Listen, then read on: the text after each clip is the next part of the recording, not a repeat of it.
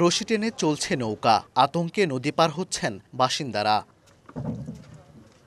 ময়মনসিংহের সীমান্তবর্তী উপজেলা ধোবাউড়ার ভূঁইয়াপাড়া এলাকার মানুষের একমাত্র ভরসা এই রশি টানা নৌকা। নেতাই নদীর ওপর সেতু না থাকায় বছরের পর বছর এভাবেই ঝুঁকি নিয়ে প্রতিদিন পারাপার করছেন হাজারো মানুষ।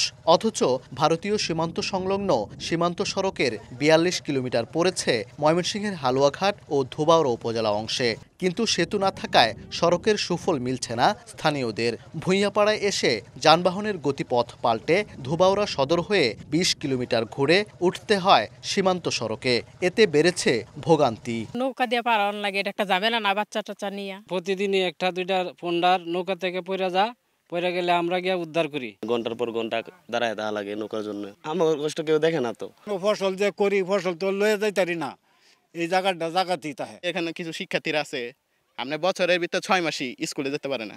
এই একটা ব্রিজ হইলে সবার জন্যই ভালো। আমি যে মাঝি, আমার এই মাঝির দরকার না, আমি ব্রিজ চাই।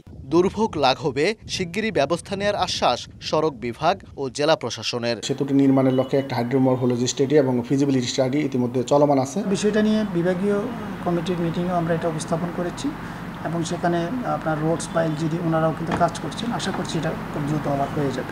নেতাই নদীর দুই পাশে রয়েছে নেত্রকোনার দুর্গাপুরের বিজয়পুর ও ময়মনসিংহের হালুয়াঘাটের গাবড়াখালী গারো পাহাড় পর্যটন কেন্দ্র। সেতু না থাকায় বিপাকে পড়েন পর্যটকরাও। ওবায়দুল হক, সময় সংবাদ, ময়মনসিংহ।